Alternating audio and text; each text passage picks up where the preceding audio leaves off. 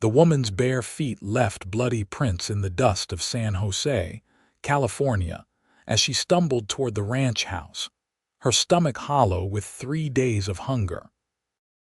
September of 1878 had brought scorching heat to the valley, and Sophia Hartley knew she had maybe one more day before her body simply gave out entirely. The cotton dress she wore hung in tatters, torn from her desperate flight through the wilderness after the stagecoach robbery that had killed her elderly aunt and left Sophia with nothing but the clothes on her back and a will to survive that surprised even herself. She had been traveling west to meet the man her aunt had arranged for her to marry, a merchant in Sacramento who needed a wife and had agreed to take Sophia sight unseen. That dream died with Aunt Margaret on that dusty road 3 days ago. The bandits had taken everything, even the shoes off Sophia's feet, leaving her to wander through the unforgiving landscape until she spotted this ranch in the distance. The house was modest but well-maintained, with white paint that gleamed in the afternoon sun and a wide porch that wrapped around the front. Sophia could see cattle grazing in the distance, their forms shimmering in the heat. Her vision blurred as she forced one foot in front of the other, climbing the 3 steps to the porch. She raised her hand to knock, but her strength finally abandoned her and she crumpled against the door instead. The sound brought footsteps from inside, heavy boots on wooden floors. The door opened, and Sophia found herself looking up at a man with sun-darkened skin and concerned brown eyes that widened at the sight of her. "Lord have mercy," he said, his voice deep and gentle. "Madam, what happened to you?" Sophia tried to speak, but her throat was too dry. She managed only a croak before darkness crept in at the edges of her vision. "Easy now," the man said, crouching down beside her. "Let me help you inside." Strong arms lifted her as though she weighed nothing at all, and Sophia felt herself being carried into the cool interior of the house. She was placed on something soft, a sofa perhaps, and then a cup was pressed to her lips. "Just small sips," the man instructed. "Not too fast or you will be sick." The water was the most wonderful thing Sophia had ever tasted. She wanted to gulp it down but obeyed his instruction, taking tiny sips that soothed her parched throat. After a moment, her vision cleared enough to see her rescuer properly. He was perhaps 30 years old, with thick dark hair and a strong jaw shadowed with stubble. His clothing marked him as a working rancher, worn denim and a cotton shirt with the sleeves rolled up to reveal muscled forearms. "Thank you," Sophia whispered, her voice raspy. "I am sorry to impose." "No imposition at all, madam. My name is Owen Keller. This is my ranch. What is your name?" "Sophia Hartley." She tried to sit up, but her head spun and she fell back against the cushions. "Do not try to move just yet," Owen said. "When did you last eat?" 3 days ago. "There was a stagecoach robbery. They killed my aunt and took everything." "I have been walking ever since, trying to find help." Owen's expression darkened. "Those damned bandits have been terrorizing travelers for months now. The sheriff seems powerless to stop them." He stood and moved toward what Sophia assumed was the kitchen. "Let me get you some food. Nothing too heavy at first or your stomach will rebel." Sophia lay still, taking in her surroundings. The house was clean and simply furnished, with none of the feminine touches that would indicate a wife's presence. A bookshelf stood against one wall, filled with volumes that suggested Owen was an educated man despite his rough appearance.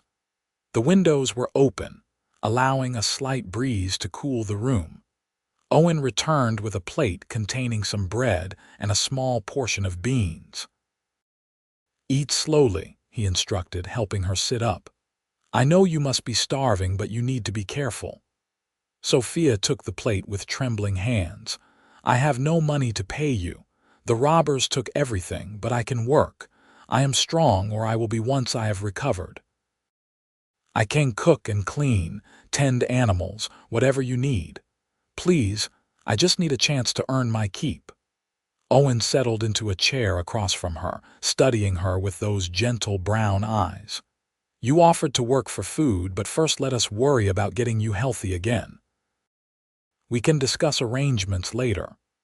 "You are very kind," Sophia said, taking a small bite of bread. The taste exploded in her mouth and she had to resist the urge to stuff the entire piece in at once. "Just being decent," Owen replied. "Any good person would do the same. Now eat up, and then I will show you to the spare room where you can rest properly." As Sophia ate, Owen asked her careful questions about the robbery, where it had happened, and how many men there had been. She described what she could remember, though much of it was a blur of terror and grief. Her aunt had been the only family she had left after both parents succumbed to fever 2 years ago. The marriage arrangement was supposed to give Sophia security and a fresh start in California. "This merchant in Sacramento," Owen said. "Do you have his name and address?" "I could send him a telegram to let him know what happened." Sophia shook her head. "All that information was in my aunt's bag. I never saw the papers myself. I do not even know his surname, only that his Christian name was Edgar and he owned a general store." "That is unfortunate," Owen said. "Sacramento is a fair-sized city. Finding one Edgar among many would be difficult without more information." "Perhaps it is for the best," Sophia said quietly. "I was going to marry a stranger for security. That does not seem like a good foundation for a life." "No, I suppose it does not," Owen agreed. "Though I understand why women make such choices. The world is not always kind to those without means or protection." Sophia finished the small meal and felt immensely better, though exhaustion pulled at her like a physical weight. Owen helped her to her feet and guided her down a short hallway to a bedroom that was simply furnished but clean. The bed looked like heaven itself. "There is a wash basin and pitcher on the stand," Owen said, pointing. "The water is fresh. I will see if I can find some clothes that might fit you. My mother left some things here before she passed last year. You are about her size, I think." "Thank you," Sophia said, sitting on the edge of the bed. "You have been more than kind, Mr. Keller." "Owen, please, and you are welcome, Sophia. Rest now. We can talk more when you are feeling stronger." He left, closing the door behind him, and Sophia fell back onto the bed.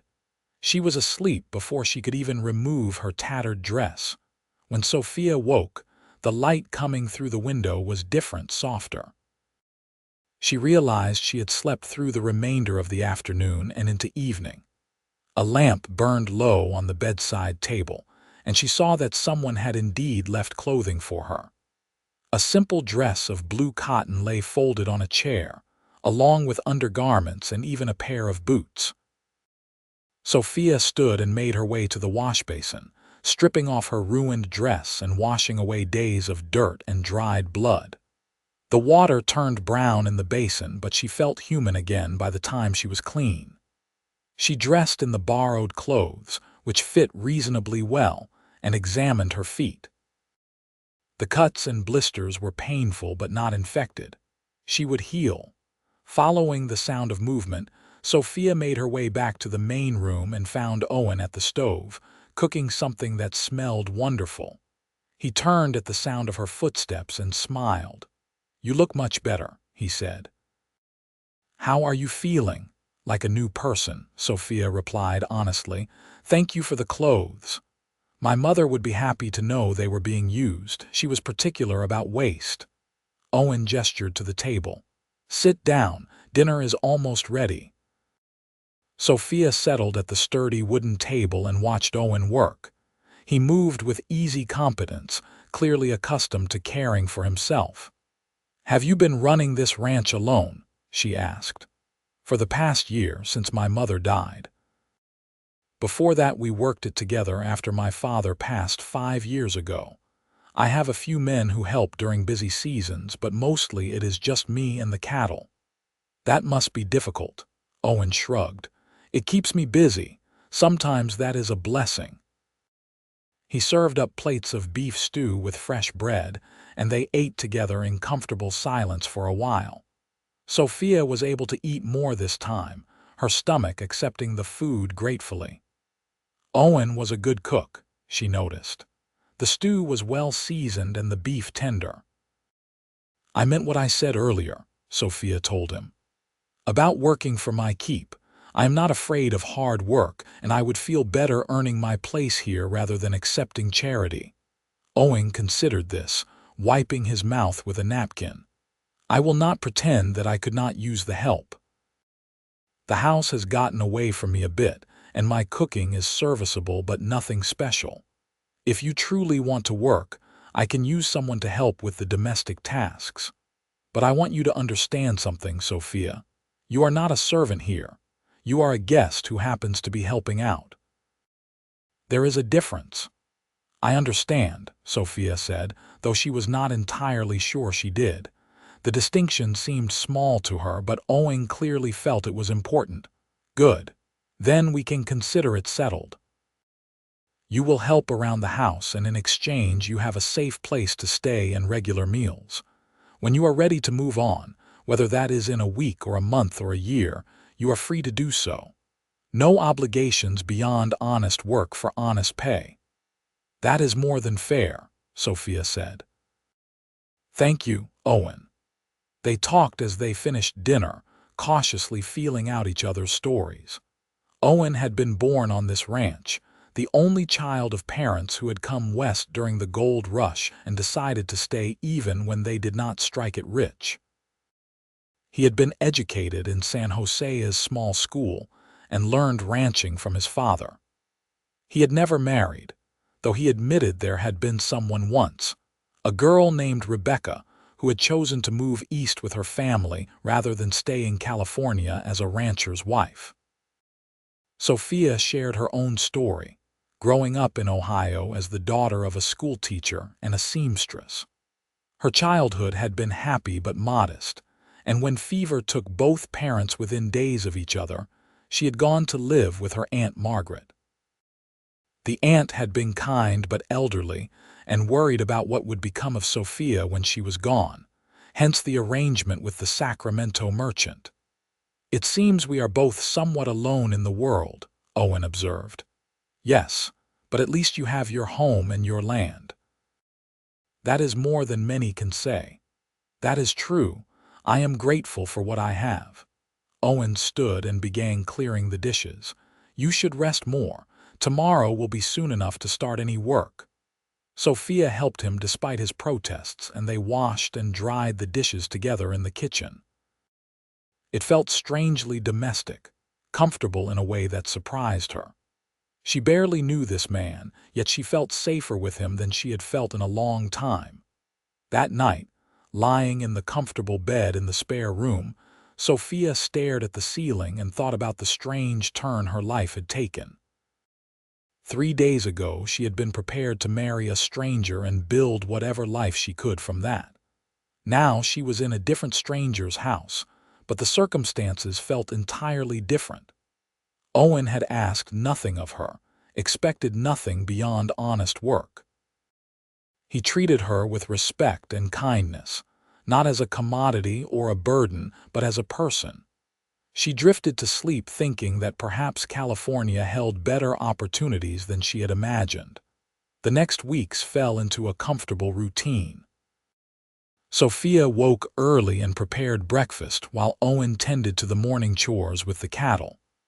They ate together. Then Owen would head out to work the ranch while Sophia tackled the domestic tasks. The house had indeed gotten away from him, and she spent the first few days doing a deep cleaning that left her exhausted but satisfied. She washed curtains and beat rugs, scrubbed floors and organized cupboards. Owen came in each evening to find the house transformed a little more, and his gratitude was evident in his warm smiles and sincere thanks. Sophia discovered that she enjoyed the work. There was something satisfying about bringing order to chaos, about making a house into a home. She found herself humming as she worked, something she had not done since before her parents died. The ranch was isolated, with the nearest neighbor several miles away, but she did not feel lonely. The space and quiet were peaceful after years of living in her aunt's cramped boarding house. Owen was an easy person to live with. He was naturally tidy, putting things back where they belonged and cleaning up after himself as much as possible. He was quiet in the mornings until he had his coffee, but pleasant company in the evenings. After dinner, they would sit on the porch and watch the sun set over the California hills, talking about small things or sometimes saying nothing at all. 3 weeks into her stay, Sophia was in the kitchen making bread when she heard a rider approaching. She wiped her hands on her apron and went to the window, seeing a man on horseback coming up the drive. He was older than Owen, probably in his 50s, with silver hair and a star pinned to his vest. The sheriff, Sophia guessed. Owen came from the barn to greet him, and the two men shook hands before Owen gestured toward the house. They both came inside, and Owen made introductions. Sophia, this is Sheriff Tom Palmer. Tom, this is Miss Sophia Hartley. She is the survivor of that stagecoach robbery I told you about. Miss Hartley, the sheriff said, removing his hat. I am glad to see you recovered. Owen sent word about what happened to you. Thank you, Sheriff, Sophia said. Would you like some coffee? That would be welcome, thank you. Sophia poured coffee for all three of them, and they sat at the kitchen table. The sheriff pulled out a notebook and asked Sophia to describe the robbery again, taking down her words carefully. She told him everything she could remember, though the details had not become any clearer with time. I am afraid I do not have good news, the sheriff said when she finished. We have been trying to catch these bandits for months. They strike and then disappear into the hills. We have found no trace of your aunt's belongings or the other items they have stolen. I did not expect you would, Sophia said. I am just grateful to be alive. That is a good attitude to have, miss. The sheriff turned to Owen. You have taken good care of her, I see. Sophia has been taking care of me, more like, Owen said with a smile. She has whipped this house into shape better than I ever could. The sheriff's eyes moved between them with interest. Is that so? Well, that is a fine arrangement then. Miss Hartley, if you need anything or if you remember any other details about the robbery, you can always come find me in town. I will, Sheriff. Thank you. After the sheriff left, Sophia returned to her bread making while Owen lingered in the kitchen, leaning against the counter with his coffee cup.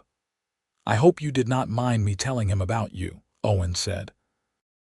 I thought he should know, in case the bandits were caught and your aunt's belongings recovered. Of course not. It was the right thing to do.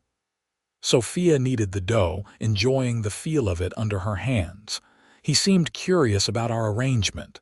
Tom is curious about everything. It is what makes him a good sheriff, even if he has not caught those bandits yet.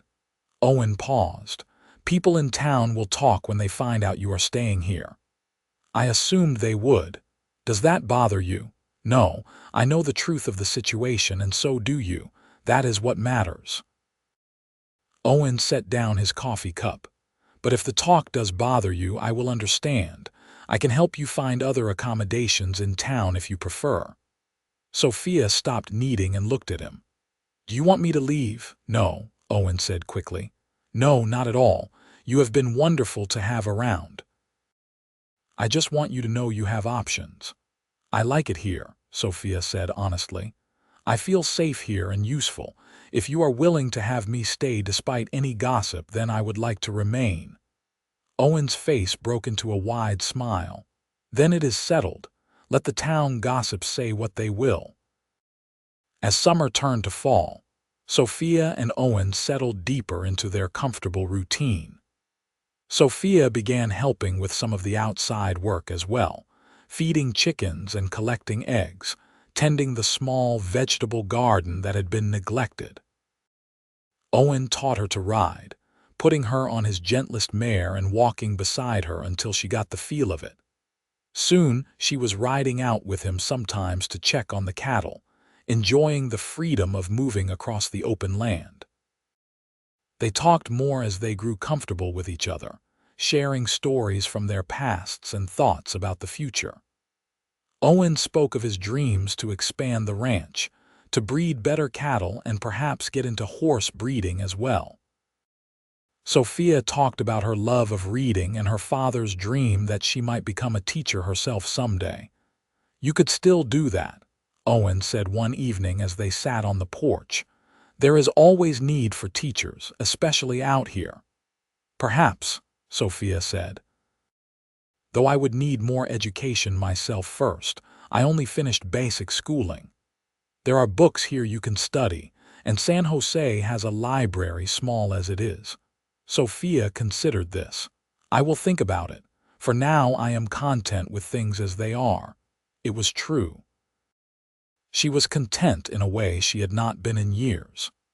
The grief over her aunt's death had faded to a manageable ache, and while she would never forget the terror of the robbery, she no longer woke in the night from dreams about it.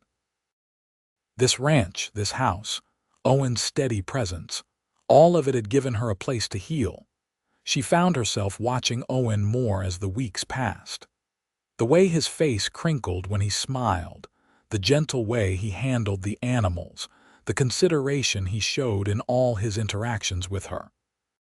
He was handsome, she admitted to herself, but it was more than that. He was good, genuinely good in a way that seemed rare in her experience. Owen seemed to be watching her more as well. She would catch him looking at her with an expression she could not quite read, something soft and wondering. He found small ways to do kind things for her, bringing her wildflowers he found on his rides, fixing the wobbly leg on her favorite chair, making sure she had time to rest and was not working herself too hard. The change between them was gradual but unmistakable. Conversations grew longer and more personal. Accidental touches, a brush of hands when passing dishes at dinner, lingered a moment longer than necessary. The air between them became charged with possibility, though neither spoke of it directly. One October evening, Owen came in from the barn looking troubled. Sophia was preparing dinner and noticed immediately that something was wrong. "What happened?" she asked. Owen sank into a chair at the table. "I ran into Jacob Marshall in town today. He told me someone has been asking questions about you." Sophia's stomach dropped. "What kind of questions?" "About where you came from, how you ended up here. The man claimed to be your fiancé looking for you." "My fiancé? But I do not have a fiancé. The merchant from Sacramento never met me." "That is what I thought. Jacob said the man's name was Edgar Wilkes, and he said you were promised to him." Sophia frowned. "Wilkes? Yes, that might be right. My aunt mentioned the name once or twice, but we had never met, never corresponded. He was just a name in an arrangement." "Well, apparently he heard about the robbery and has been searching for you. Jacob told him you were staying here, said the man seemed angry when he heard you were living at a bachelor's ranch." "Angry? Why would he be angry? He does not know me." Owen's jaw tightened. "Some men feel entitled to things they consider theirs. A mail-order bride arrangement might make this Wilkes feel like you belong to him, even if you never agreed to anything directly." "That is absurd," Sophia said, fear mixing with indignation. "I never promised him anything. My aunt made an arrangement, but she died before anything was finalized. I have no obligation to this man." "I agree completely, but if he comes here, which I suspect he will, we need to be prepared." Owen stood and moved to a cabinet, pulling out a gun belt. "I am not looking for trouble, but I will not let anyone take you against your will." The sight of the gun made everything feel suddenly real and frightening. "Owen, I do not want you to get hurt because of me. You let me worry about that." Owen's voice was gentle but firm. "You are under my protection, Sophia. I take that seriously." The words sent a warm flush through Sophia's chest. She wanted to say something, to express what his protection meant to her, but she could not find the words. Instead, she moved closer and placed her hand on his arm. "Thank you," she said quietly, "for everything. You have given me so much more than just a home. You have given me back my life." Owen covered her hand with his own, his eyes searching her face. "You have given me something too. I did not realize how lonely I was until you arrived. This house feels like a home again with you in it." They stood like that for a long moment, the air heavy between them. Sophia thought he might kiss her, hoped he would, but instead he squeezed her hand gently and stepped back. "We should eat," he said, his voice slightly rough. "And tomorrow I will ride into town and speak with the sheriff. If this Wilkes makes trouble, Tom should know about it."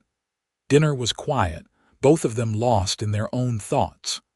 Sophia helped clean up afterward, very aware of Owen's presence in the small kitchen. Everything felt different now, charged with tension and unspoken feelings. Edgar Wilkes arrived 2 days later in a fancy carriage that looked out of place on the dusty ranch road. Sophia was hanging laundry when she saw it approaching and immediately went to find Owen. He was in the barn and came out wiping his hands on a rag, his expression hardening when he saw the carriage. "Stay behind me," he said quietly to Sophia. They stood together in front of the house as the carriage stopped and a man climbed out. Edgar Wilkes was perhaps 40 years old, portly and well-dressed in a city suit that seemed ridiculous in the ranch setting. His face was red and already sweating in the mild October heat. "You there," he called to Owen. "I am looking for Sophia Hartley." "I am Sophia Hartley," Sophia said, stepping forward despite Owen's protective stance. "Who are you?" "I am Edgar Wilkes, your fiancé. Or have you forgotten the arrangement your aunt made?" "My aunt is dead, Mr. Wilkes, and there was no formal arrangement, just a preliminary discussion. We never met, never corresponded. I am not your fiancé." Wilkes' face grew redder. "Your aunt took money from me, a deposit on the understanding that you would be my wife. That makes you promise to me." "My aunt is dead," Sophia repeated, "and I never saw any money or agreed to anything. I am sorry if you feel cheated, but I am not going anywhere with you. I have traveled all this way to collect you. I heard you have been living here with this man, unmarried and unchaperoned. Your reputation is ruined. You should be grateful I am still willing to take you."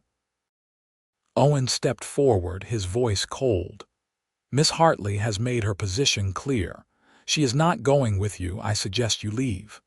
Wilkes turned his attention to Owen, looking him up and down with obvious disdain. "And who are you?" "The ranch hand she has been whoring herself to." Owen's hand moved to his gun, but Sophia grabbed his arm. "Do not. He is not worth it." "Listen to your whore," Wilkes sneered. "She knows better than to provoke me. I have the law on my side. That money I paid creates a contract." "Actually, it does not." Sheriff Palmer rode up on his horse, having appeared from the direction of town. "I have been looking into this, Wilkes. There was no legal contract, just a verbal agreement that died with Margaret Hartley. Miss Sophia Hartley owes you nothing." Wilkes sputtered. "But the money." "She has to repay the money at least." "Take that up with the aunt's estate if there is one," the sheriff said. "But you are not taking Miss Hartley anywhere she does not want to go, and you are trespassing on Mr. Keller's property. I suggest you leave before I have to arrest you." "This is outrageous. She has been living here in sin with this man. What Miss Hartley does and where she lives is her business and none of yours," the sheriff said firmly. "Now get back in your carriage and leave, or I will escort you to the jail instead." Wilkes looked between the three of them, clearly calculating his chances. Finally, he turned and stomped back to his carriage. "This is not over," he called. "I will take legal action." "You do that," the sheriff called back. They watched as the carriage rolled away, and Sophia felt her legs go weak with relief. Owen steadied her with a hand on her elbow. "Thank you for coming, Tom," Owen said to the sheriff. "I figured he would make trouble when I heard he was asking around town. Thought I should keep an eye on things." Tom tipped his hat to Sophia. "Miss Hartley, that man cannot force you into anything, but he was right about one thing. People will talk about you living here with Owen, unmarried. Not that I think there is anything improper going on, but others will assume." "I do not care what they assume," Sophia said. "I am not leaving." "Then there is a simple solution," Tom said, looking between them. "You two could get married, make it all proper and legal." Sophia felt her face flush hot. "Sheriff, it is not like that between us." "Is it not?" Tom asked, his eyes twinkling. "Because from where I sit, you two look at each other like you have already made promises. Might as well make them official." "Tom," Owen said, his voice strained, "you are embarrassing Sophia. Just pointing out the obvious." "But it is your business, not mine." Tom gathered his reins. "I will make sure Wilkes leaves town, but think about what I said. Sometimes the simple solution is the right one." He rode off, leaving Sophia and Owen standing in awkward silence. Finally, Owen cleared his throat. "I apologize for that. Tom has no filter sometimes." "It is all right," Sophia said, though her heart was pounding. "He meant well." They went back to their tasks, but the sheriff's words hung in the air between them. Sophia found herself thinking about marriage to Owen, really thinking about it, and the idea did not frighten her at all. In fact, it felt right in a way that the arrangement with Wilkes never had. She cared for Owen, genuinely cared for him in a way that had grown from friendship into something deeper over the past months. That evening, as they sat on the porch watching the sunset, Owen spoke into the comfortable silence. What Tom said earlier, about marriage. "I want you to know I have thought about it." Sophia's breath caught. "Have you?"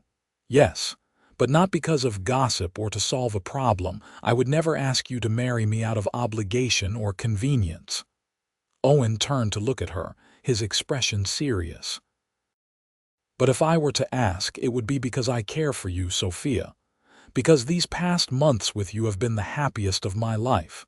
Because I cannot imagine this ranch, this house, my future, without you in it." "Owen," Sophia breathed. "I am not asking," he said quickly. "Not yet. You have been through so much, and I do not want you to feel pressured, but I wanted you to know how I feel, how you make me feel." Sophia reached over and took his hand. "You make me feel safe, valued, happy. I have not felt this way since before my parents died. You gave me more than just a home, Owen. You gave me a reason to hope again. So if I were to ask someday, you might say yes." "I would not need someday," Sophia said softly. "I would say yes now." Owen's eyes widened. "Sophia, are you saying?" "I am saying I love you," Sophia said, the words coming easily now that she had started. "I have been falling in love with you for weeks now, maybe longer. I love your kindness and your strength. I love the way you treat the animals with such care. I love talking with you in the evenings and working beside you during the day. I love the life we have built together." Owen stood and pulled her to her feet, his hands gentle on her arms. "Sophia Hartley, will you marry me? Will you let me spend the rest of my life making you happy?" "Yes," Sophia said, tears streaming down her face. "Yes, Owen, I will marry you." He kissed her then, tender and sweet, and Sophia felt like she was finally, truly home. When they pulled apart, both were smiling so wide their faces hurt. "We should do it soon," Owen said. "Not because of the gossip, but because I do not want to wait. Is that all right?" "That is more than all right," Sophia agreed. "I do not want to wait either." They were married 3 weeks later in the small church in San Jose. The ceremony was simple, attended by a handful of Owen's friends and neighbors who had accepted Sophia warmly once they understood the truth of her situation. Sheriff Palmer stood as Owen's best man, and the pastor's wife stood with Sophia. She wore a dress of cream-colored silk that Owen had insisted on buying for her, the first truly new thing she had owned in years. As Sophia spoke her vows, looking into Owen's warm brown eyes, she thought about the strange path that had brought her to this moment. The tragedy of her aunt's death, the terror of being lost and alone, the desperate offer to work for food, all of it had led her here. To this man who had given her not just shelter but love, not just a home but a future. "I now pronounce you man and wife," the pastor said. "You may kiss your bride." Owen did, thoroughly and joyfully, and the small gathering applauded. As they walked back down the aisle together, hand in hand, Sophia felt lighter than air. The wedding breakfast was held at the ranch, with Sophia having spent days preparing food with help from some of the neighbor women. The house was full of laughter and good wishes, and Sophia found herself surrounded by people who welcomed her as one of their own. Whatever gossip there might have been before was forgotten in the celebration. After the guests left, Owen and Sophia stood together in the house that was now officially their shared home. Owen had carried her over the threshold as tradition demanded, both of them laughing at the formality of it. "Hello, Mrs. Keller," Owen said, pulling her close. "Hello, husband," Sophia replied, loving the sound of the word. Their wedding night was tender and loving, Owen careful with her inexperience, patient and gentle as they learned each other. Afterward, lying in his arms in the big bed that was now theirs together, Sophia felt completely and utterly content. "I love you," she whispered into the darkness. "I love you too," Owen replied, kissing the top of her head. "Thank you for saying yes. Thank you for trusting me." "Thank you for seeing me that day on your porch," Sophia said. "For not turning me away. I could never have turned you away. Even then, I think some part of me knew you were going to change my life." They fell asleep wrapped in each other's arms, the future stretching bright before them. The winter of 1878 was mild in California, and Sophia and Owen settled into married life with easy happiness. They worked the ranch together, Owen teaching Sophia everything he knew about cattle and horses. She proved to be a quick learner with a natural way with animals. In the evenings they read together, or Owen would play the harmonica while Sophia sang. Her voice was untrained but sweet, and Owen loved to hear it. In January, Sophia realized she was with child. She told Owen over breakfast one morning, watching his face light up with joy and wonder. "A baby," he said, standing and coming around the table to kneel beside her chair. "Sophia, are you sure?" "I am sure. By summer we will be 3 instead of 2. Owen laid his hand gently on her stomach, his eyes bright. "I am going to be a father."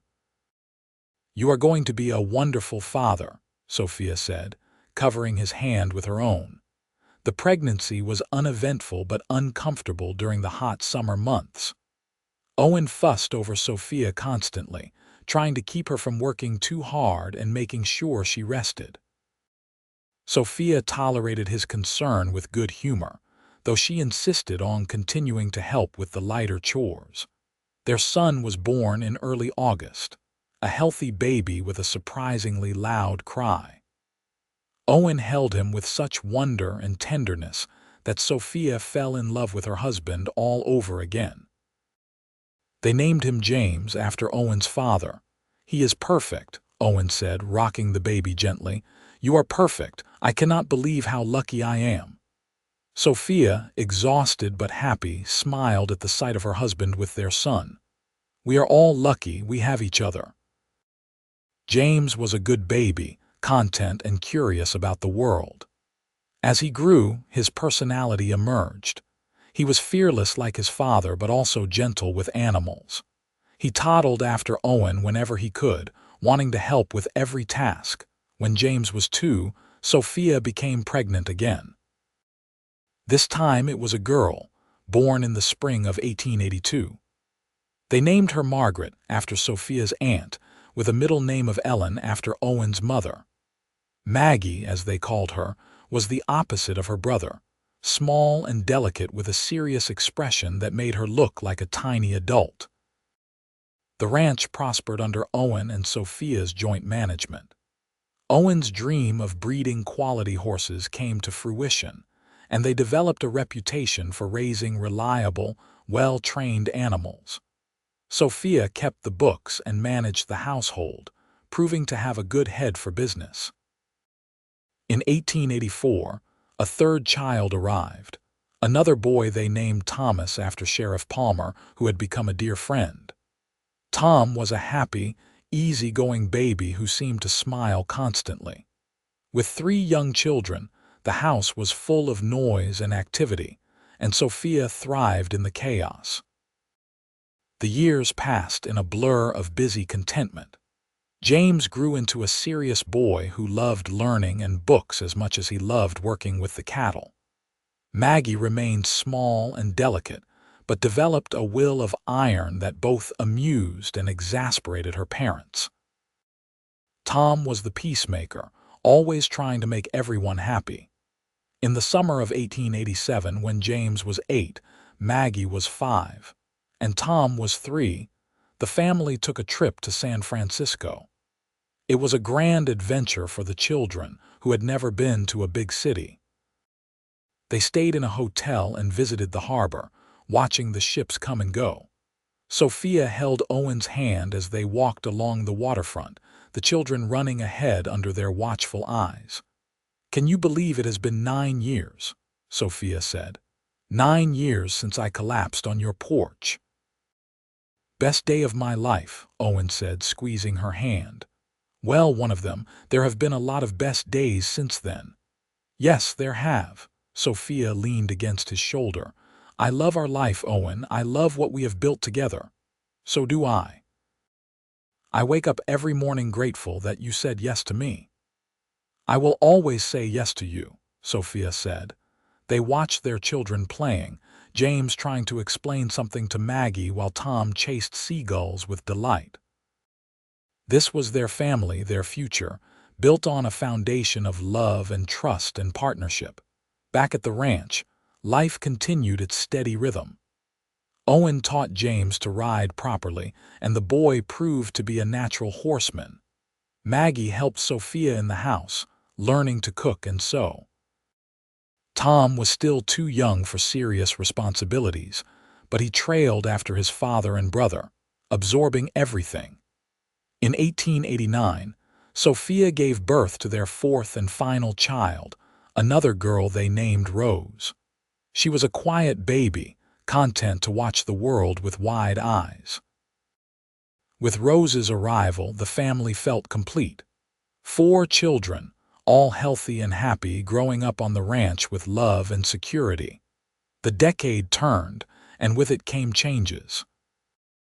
James, now 12, was already talking about college, wanting to study agriculture and bring new methods back to the ranch. Owen and Sophia encouraged his dreams, proud of his ambition. Maggie announced she wanted to be a teacher, inspired by stories Sophia told about her own father. Tom wanted to be a sheriff like his namesake. And little Rose, at 2 years old, mainly wanted to follow her older siblings around. In the spring of 1892, Sheriff Palmer retired, and a celebration was held in his honor. The whole family attended, and Tom Palmer bounced young Tom on his knee while regaling him with exaggerated stories of his law enforcement days. "You have done well for yourself, Owen," the old sheriff said. "And you too, Sophia. That day I suggested marriage, I knew it was right. You two were meant for each other. We owe you a great debt," Sophia said, "for helping us and for being such a good friend." "Nonsense. You two did all the work. I just pointed you in the right direction." Tom smiled at them both. "I am proud to know you. And proud that you named this rascal after me." Young Tom hugged the old sheriff, and Sophia felt tears prick her eyes. They had been blessed with so much, not just material prosperity but genuine friendship and love. As the years continued to pass, the children grew and changed.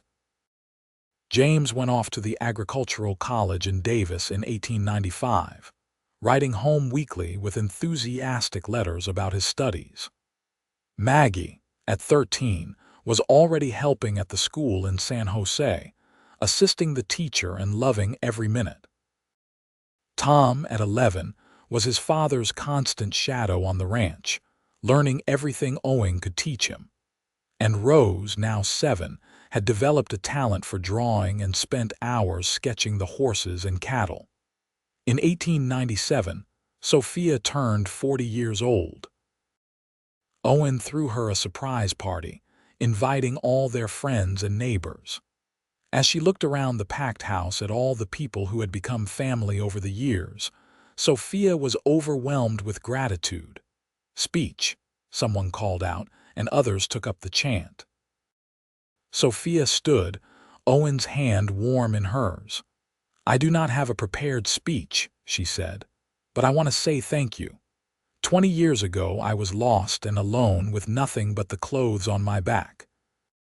I stumbled onto this ranch and offered to work for food, expecting nothing more than a meal and maybe a place to sleep for a night.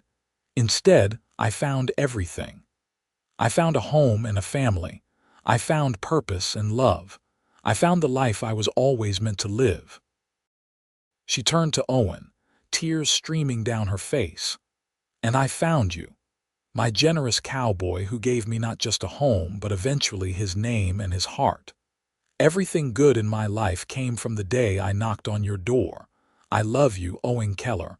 I will love you until my last breath and beyond." Owen stood and pulled her into his arms, kissing her in front of everyone. The crowd cheered and applauded, and Sophia laughed through her tears. Later that night, after the guests had left and the children were asleep, Owen and Sophia sat on their porch in the rocking chairs they had acquired over the years. The California night was cool and clear, stars bright overhead. "You ever think about how things might have gone differently?" Owen asked. "If you had found a different ranch or if I had not been home that day?" "Sometimes," Sophia admitted. "But I believe we were meant to find each other. Call it fate or luck or the hand of God, but I think we were always supposed to end up here together." "I believe that too," Owen said. "You are the best thing that ever happened to me, Sophia. You and our children, this life we built. I would not change a single thing. Not even my terrible bread when I first started cooking for you," Sophia teased. Owen laughed.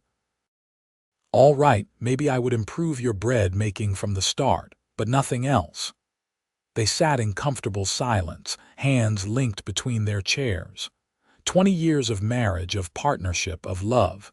They had faced challenges, overcome obstacles, built something lasting and true. James came home from college in the summer of 1899 with new ideas for improving the ranch's operations. He and Owen spent hours discussing irrigation methods and selective breeding programs. Watching her husband and son work together, both so passionate and dedicated, Sophia felt a deep contentment. This was her legacy, not just the children she had raised, but the values she and Owen had instilled in them. Maggie, at 17, had been offered a position as a full teacher at the San Jose school starting in the fall. She was thrilled, and Sophia helped her prepare, sharing everything she had learned from her own father about teaching. Tom, at 15, announced that he had decided he wanted to be a rancher after all, not a sheriff.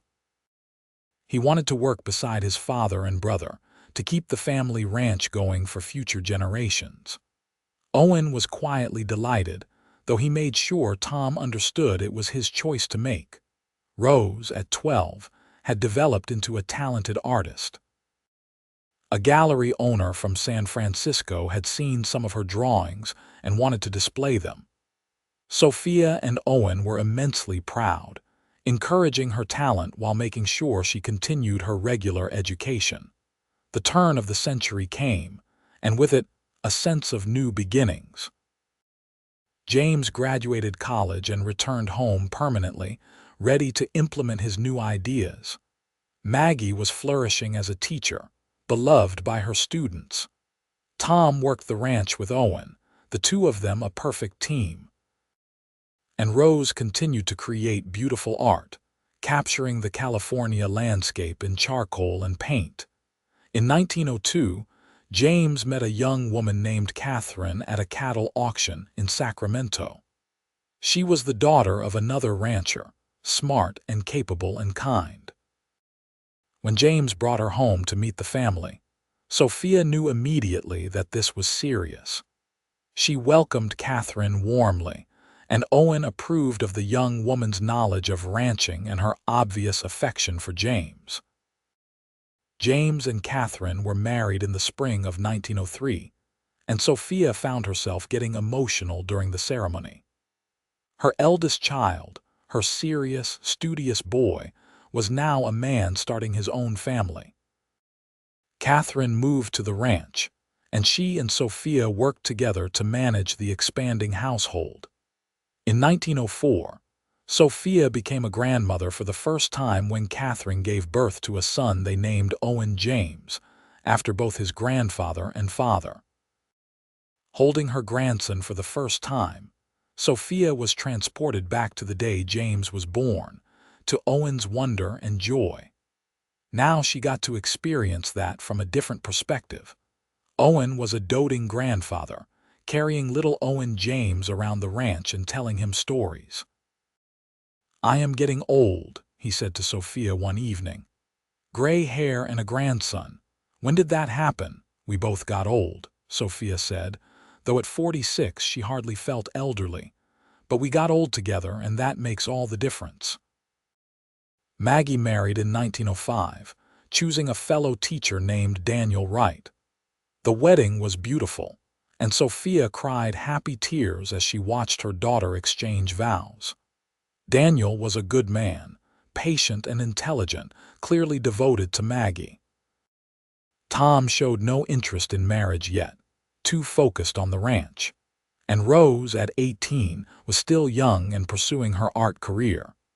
She had been offered a chance to study in San Francisco with a well-known artist, and after much family discussion, Sophia and Owen agreed to let her go. It was hard to watch their youngest daughter leave home, but they wanted her to follow her dreams. The ranch continued to prosper. With James's modern methods and Tom's tireless work ethic, they were producing some of the finest cattle and horses in California. Owen, now 54, had slowed down a bit but still worked every day, loving the life he had built. In 1908, Sophia's first granddaughter was born when Maggie gave birth to a girl named Margaret Sophia. Holding this baby named partly for her, Sophia reflected on how far she had come. From the desperate woman who offered to work for food to this, a grandmother with a loving husband, successful children, and a legacy that would continue through generations. That year also brought a return of Edgar Wilkes, though in a way none of them expected. A letter arrived from a lawyer in Sacramento, informing them that Wilkes had died and left a letter of apology to Sophia. In it, he admitted that his behavior had been reprehensible, that he had been angry and entitled. He had never married, and in his final years he had come to see how wrong he had been.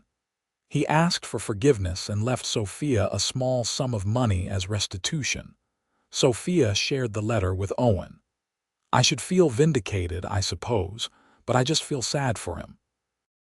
He spent 30 years angry over something that was never meant to be." "That is because you have a kind heart," Owen said, "but I am glad he apologized, even if it took him dying to do it. What will you do with the money?" "I thought we could use it to set up a fund for the grandchildren's education, turn something negative into something positive." "That is perfect," Owen agreed. In 1910, Tom surprised everyone by announcing he was courting a young widow named Sarah who lived on a neighboring ranch. She had 2 young children and was struggling to maintain her late husband's property. Tom had been helping her with repairs and found himself falling in love. Sarah was strong and practical, a perfect match for Tom's steady nature. They married quietly that fall, and Sarah and her children moved to the Keller ranch. The house, which had been added onto over the years, now housed 3 generations and more family than Sophia had ever imagined having. The noise and chaos were sometimes overwhelming, but she loved every minute. Rose returned home in 1911, having completed her studies in San Francisco. She had changed, grown more sophisticated and confident. She had also brought home a young man named Alexander, an art dealer who was clearly smitten with her. After a whirlwind courtship, Rose and Alexander married and settled in San Jose, where Alexander opened a gallery featuring Rose's work and that of other California artists. By 1912, Sophia and Owen had 7 grandchildren between their 4 children, with more surely on the way. The ranch was thriving, run mostly by James and Tom now, as Owen had officially retired from the heavy work. He still rode out sometimes to check on things, but his days of hard labor were behind him. One evening in late summer, Sophia and Owen took a walk around the property as the sun set. They moved slowly now, both feeling their age, but they were still strong and healthy. 34 years, Owen said, taking Sophia's hand. 34 years since you knocked on my door. Best decision I ever made, Sophia said. Best thing that ever happened to me, Owen replied. Do you remember what you said that day? You offered to work for food. And you gave me so much more. You gave me a home and eventually your name. You gave me a life beyond anything I could have imagined. You gave me all those things too, Owen said. I was just existing before you came. You taught me how to really live. They stopped at the top of a small hill that overlooked the ranch buildings and the lands beyond. The house glowed with lamplight, and they could hear the distant sounds of their family inside. Grandchildren laughing, their adult children talking, the normal, comfortable sounds of home. Look at what we built, Sophia said, gesturing at the scene before them. Not just the ranch, but the family, the legacy. And it all started with one act of generosity, Owen said. Me letting a desperate woman into my home. It was more than generosity, Sophia corrected. It was compassion and kindness. It was seeing me as a person, not a problem or an opportunity. You treated me with respect from the very first moment, because that is what you deserved. What you still deserve. Owen pulled her close and they stood wrapped in each other's arms watching their world. I love you, Sophia Keller. After all these years, I love you more than ever. And I love you, Owen, my generous cowboy, my husband, my home. As the sun dipped below the horizon, painting the California sky in shades of gold and pink and purple, they walked hand in hand back toward the house. Back to their family, their life, everything they had built together over 3.5 decades. The years that followed were full and rich. More grandchildren came, and eventually even a few great-grandchildren. The ranch passed fully into James and Tom's hands, with their children learning the business as they had learned from Owen. Rose's art gained recognition throughout California and beyond. Maggie became the principal of the San Jose school, a position she excelled in. Sophia and Owen settled into a peaceful retirement, spending their days mostly around the house and garden. They read together, took short walks, played with the grandchildren. They watched the world change around them, new inventions and ideas transforming daily life, but their love remained constant. On a warm September day in 1925, 47 years after they had first met, Sophia and Owen celebrated their 44th wedding anniversary. The whole family gathered for a party, 3 generations coming together to honor the couple at the center of it all.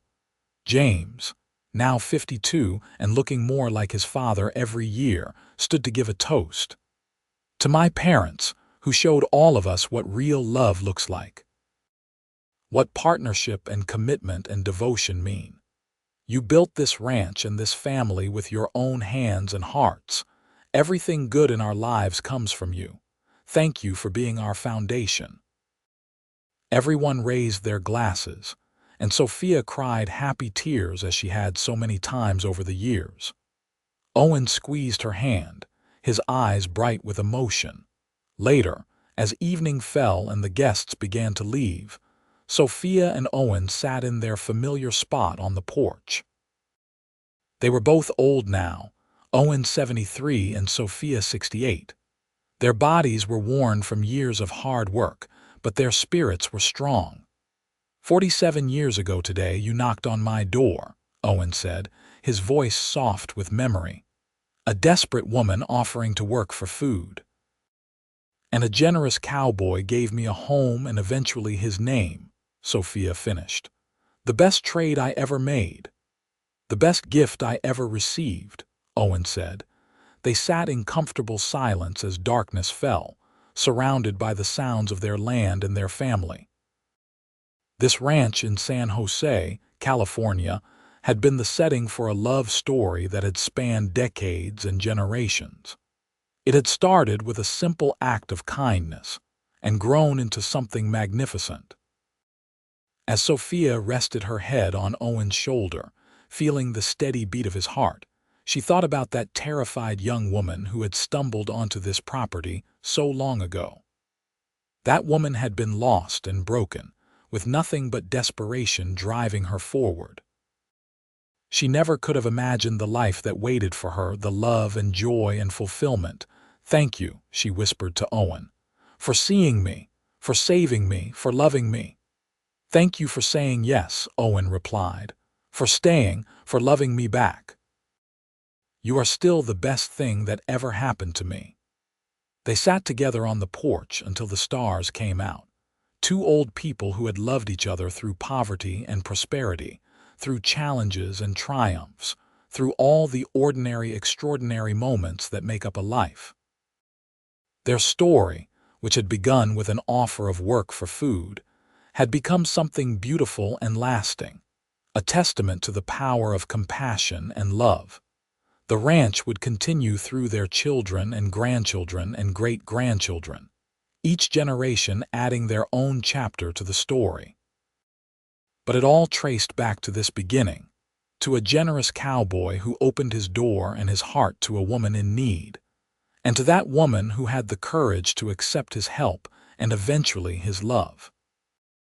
As they finally rose and went inside, preparing for bed in the house that had sheltered their entire married life, Sophia and Owen moved through the familiar routines with the ease of long practice.